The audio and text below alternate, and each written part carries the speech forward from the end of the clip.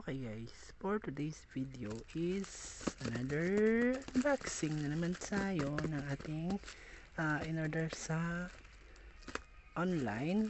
And then ito ay microphone, no? So yan guys, medyo may punit na, so dito na natin punitin. And then wow, ang ganda. So ito na yung microphone natin, no? Dua Hub ang brand nito. So parang hindi siya sikat, pero maganda daw to, sabi nila. Ayan o, Dua Hub. Ayan, so in order ko nito is single lang siya, no.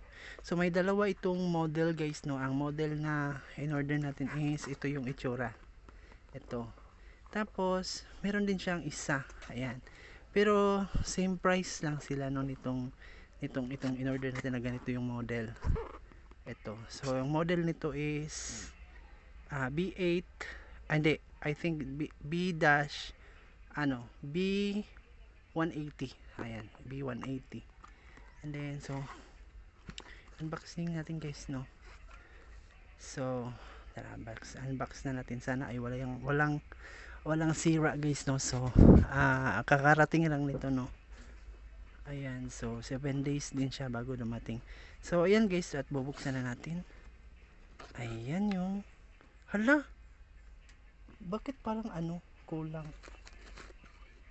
Baka si na dito guys, baka ayan, meron natin yung meron natin yung tawag dito ay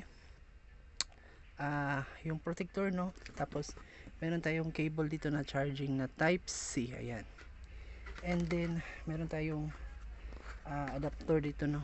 Ayan, so meron tayong, ito na yung kanyang receiver, no. Sa, I think guys is nandito na sa loob yung battery, no, kasi wala na dito eh. Kasi sabi ko sa kanya, nagchat ako na sana ay i-check niya bago i-ship. So tama ako guys, no, at andun na nga yung battery sa loob. Ayun yung battery guys, no. So removable ang battery na to guys, no. Ayan, so ito na yung battery sa loob. Nilagay niya daan guys, no, ibutang niya kasi gi-check niya eh. So nakalagay dito is 800 mAh yung battery niya. So matagal-tagal na rin itong malubat guys, no. So ayan, then balik natin. Ayan, and then so yung mic na guys is ito. So andito na din siguro sa loob yung kanyang battery, no. So ito na yung in-order natin yan. So ang ganda niya guys, grabe, mukhang social. So ayun na nga, ando na sa loob yung battery. So paano buksan ang battery? So ginaganyan lang siya guys, no. And then ito na yung battery. So tingnan natin kung ilang mAh yung laman ng battery, no. So yung battery niya is pareho silang na mayroon silang 800 mAh. So ayun guys, no, maganda siya guys, magaan lang siya, made of plastic, pero mukhang mamahalin. Ayan, no. Ay, paano ba to? Wala siyang ganyan lang siya guys. So try na natin guys, no. Kaya may ganito siya guys, kasi B8 yung ginagamit ko, is hindi ganito yung saksakan ng B8 eh. Ito yun eh.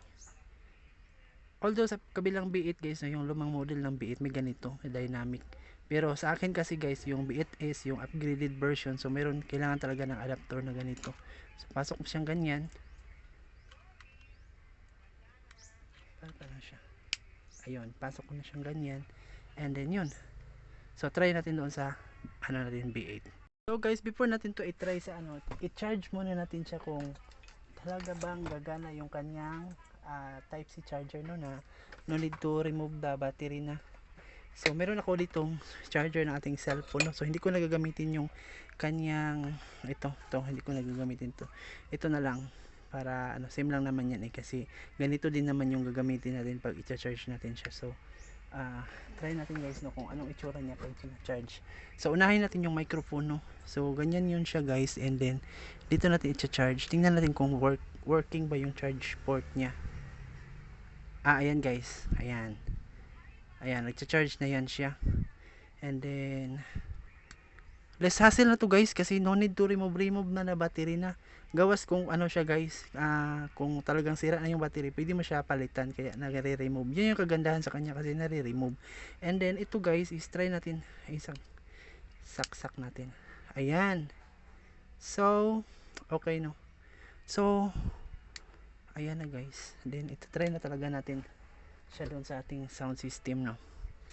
So yun lang yung ano niya, wala na siyang ibang laman guys no. Ayan, wala na siya, kahit manual, wala siyang manual. Ganyan siya. So saan ba yun? Dito na yun no, ganyan. Tapos ito na. So tara na, try na natin doon sa ating V8. So guys, ito na yung aking V8 no. So meron tong nakalagay dito na condenser mic. Ayan guys, so nakikita nyo dito yung input ng dalawang condenser microphone. So yung gamit nung ano guys, yung gamit nung adapter na ano is para makonek natin to dito sa ating V8 no. So ayan na guys, i-on muna natin yung ating receiver, then salpak natin dito sa ating V8. Ayan, so matatry natin kung working ba yung microphone na ito. So ayan guys, at in-on ko na siya, and then set up natin dito sa ano. So yung i-try natin lang dito guys no is yung hello lang natin no. I-try lang natin kung maganda ba yung boses niya. So bawasan muna natin yung echo, then off muna natin yung microphone input, and then on natin yung ampli na ginagamit natin. So yan na guys, wait lang usog ko muna dito. So ito yung ampli natin no. Tsaka syempre volume natin konti. Then doon sa mic guys is dito sa mic input ng ano, dito sa may mic ng V8. So syempre itong i-on na natin no, i-on natin. Then yung microphone guys is i-on natin. Ayan guys. So nakita nyo yung indicator sa taas. Wait lang, paano ba to? Ayan guys oh. Ayan, so nakikita nyo ba yung naka-blue? Ibig sabihin ng naka-blue guys is connected na siya dito. Pag i-off natin to, ayan, mawala yung connectivity niya. Then pag i-on natin, ayan, naka-on na siya. So itatry natin mag-testing ng ating busis kung maganda ba.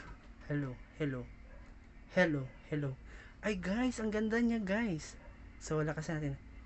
Hello. 1, 2, 3, hello. So lagyan natin ng echo guys no. Ayan. Hello. Sound check. A test. Sound check. So ayan na yung ating bagong microphone guys no, ng Dua Hub. So ayan guys. At yun, wala siyang ano guys, wala siyang humming. Yung parang may narinig kang ugong. So hindi siya umuugong. So ibig sabihin maganda itong microphone na ito guys. Ayan. So ayan guys, tapos na yung ating at salamat sa panonood, and hanggang sa susunod na naman natin na video no. Please subscribe and follow nyo rin ako sa Facebook guys. Bye bye.